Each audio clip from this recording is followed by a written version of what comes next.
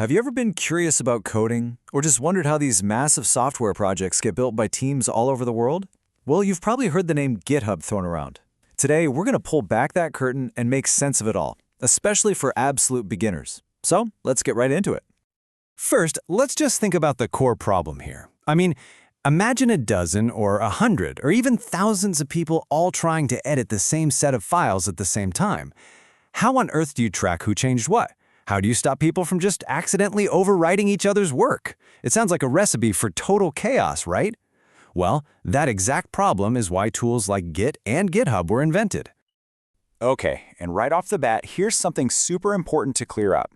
Git and GitHub are not the same thing. Think of it like this. Git is the tool, the actual software that you install on your own computer. It's the powerful engine that's quietly tracking every single change you make to your files locally. GitHub, on the other hand, that's the website. It's the cloud-based service, the central hub where the project lives online and where you collaborate with everybody else. So Git is what you do on your machine. GitHub is the shared space where everyone comes together. To really get how this all works, we're going to follow the journey of a single change from your computer all the way back to the main project. And that journey always begins with the project's digital library, or what everyone calls a repository. A repo, or repo for short, is really the most basic piece of the puzzle. On the surface, you can just think of it as the main folder for a project. But here's the magic trick. A repo doesn't just hold the current files. It holds the entire history of every change ever made to those files. That's what makes it the project's, single source of truth. So, how do you get started on a project? Well, you don't actually work on the main online repo directly. No way.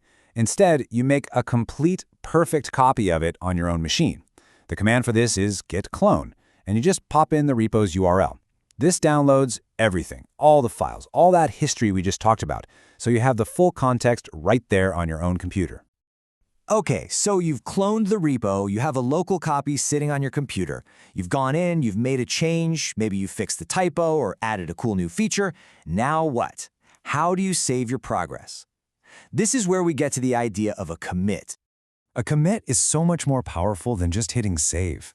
The best analogy is a save point in a video game. You're not just saving a file. You're creating a permanent snapshot of your entire project at that one specific moment.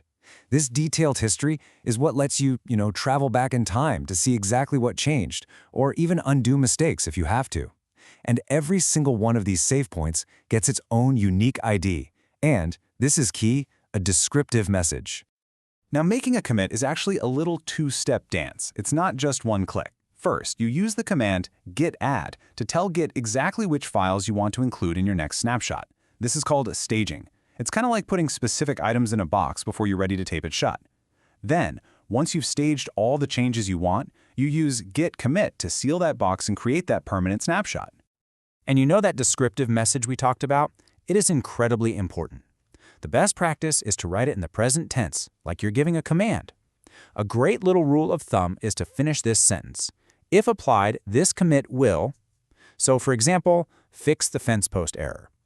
This creates a really clean, readable history that anyone on your team can understand in just a few seconds. All right, so you've made your changes, and you've saved them as commits on your local machine. That's great, but they're still just on your computer.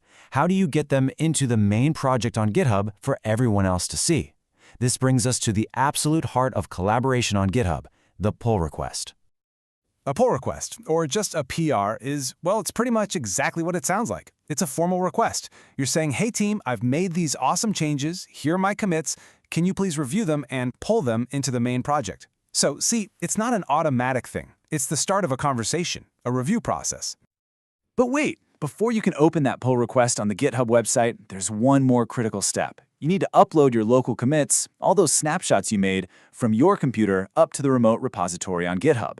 The command for this is git push. This sends your work up to the cloud so that it's actually there for people to review. And this is where you really see the power of GitHub. The pull request page is a dedicated space for teamwork. There's a conversation tab to discuss the changes, you can see the list of commits, there's a section for automated tests to run, and most importantly, there's a files changed view where your teammates can review every single line you added or removed. It's all right there. So when you put all of these pieces together, you get what's called the standard GitHub flow. It's a simple, powerful, and really organized workflow. You create a separate workspace for your changes. That's a branch. You make and commit your changes locally.